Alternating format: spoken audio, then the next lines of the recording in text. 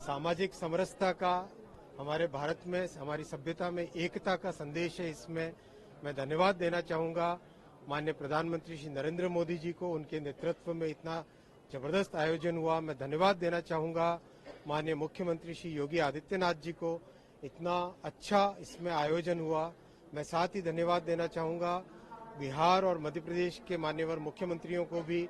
सबके सहयोग से रेलवे ने सबका एक साथ मिलकर एक बहुत क्लोज कोऑर्डिनेशन के साथ काम हुआ और उस क्लोज कोऑर्डिनेशन के कारण जहां हमने 13,000 ट्रेन की प्लानिंग की थी, 16,000 से ज्यादा ट्रेन, 16,000 से ज्यादा ट्रेन चलाई। करीब 4.5 से 5 करोड़ के आसपास श्रद्धालुओं को लेके इसमें संगम में और महाकुंभ के दर्शन के लिए ला पाए।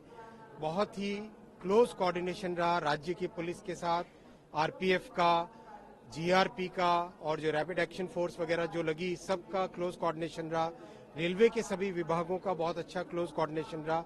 इस पूरे समागम में, इस पूरे महाआयोजन 45 दिनों में कोई एसेट, कभी कोई एक भी लोग को फेल नहीं हुआ, कहीं कोई एक भी दिक्कत नहीं आने दी। इस तरह की मेंटेनेंस की बहुत ध्यान रखा गया और विशेष ध्यान रखा गया कि सब जगह श्रद्धालुओं को प्रधानमंत्री श्री नरेंद्र मोदी जी ने हमेशा हमको ये मार्गदर्शन दिया कि इसको आप क्राउड की तरह न समझें, श्रद्धालुओं की श्रद्धा को समझें और श्रद्धालुओं की श्रद्धा और भक्ति में कैसे हम बढ़ा सकें, उनको कैसे सहयोग कर सकें, उस भावना के साथ काम करें।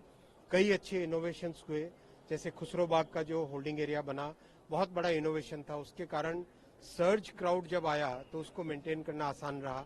जिस तरह के होल्डिंग एरियाज बने, चाहे झूसी में हो, चाहे नैनी में हो, चाहे चौकी में हो, चाहे प्रयागराज जंक्शन में हो, चाहे प्रयाग स्टेशन में हो, उन सब के कारण, होल्डिंग एरियाज के कारण बहुत बेनिफिट मिला। आपस में विभिन्न सरकारों का और रेलवे का जो कोऑर्डिनेशन रहा, उसका भी बहुत लाभ मिला। इस सबसे जो सीखने को मिला है, टीम पूरा उसका एक एनालिसिस भी करेगी और किस तरह से रेलवे के जो ऑपरेशंस मैनुअल्स हैं उनके अंदर एक परमानेंट चेंज लाने के लिए भी व्यवस्था करेंगे, जिससे कि आज से जो लर्निंग आई है, इस महाकुंभ से जो लर्निंग आई है, उस लर्निंग को हम देश के हर जगह जहां पर भी क्राउड, जहां पर भी अचानक पैसेंजर्स का सर्ज आता है, उसको हम संभाल सके, उसको ढंग से मैनेज कर सके। सर, इसमें चुनौतियां क्या हैं और इसका इम्पैक्ट क्या आगे जाएगा? सबसे बड़ी चुनौतियों में एक विशेष ये था, आईएनएस आ जाओ।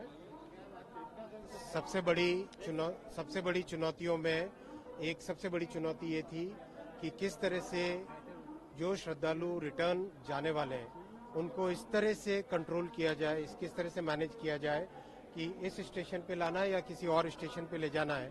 इस सब का विशेष ध्यान रखा गया और इसका बहुत लाभ हुआ। जैसे मैंने अभी बताया आपको, खुसरो बाग के होल्डिंग एरिया के बना देने से एक सिग्निफिकेंट इम्प्रूवमेंट आया। एफओबीज 12-12 मीटर के जो बनाए, उसका सिग्निफिकेंट इम्प्रूवमेंट आया। जो वॉर रूम बनाए गए हर स्टेशन पे, डिवीजन में, जोन में, रेलवे बोर्ड में, उस वॉर रूम से बहुत अच्छा क्लोज कोऑर्डिनेशन हो पाया। किसी भी फील्ड से जो भी इनपुट आता था, उस इनपुट के ऊपर तुरंत रेलवे बोर्ड से उसका अप्रूवल, कार्रवाई वो करना, उसका एक बहुत बेनिफिट मिला। तो इस तरह की जो चीजें, लर्निंग्स आई है, उसका देश भर में लाभ होगा।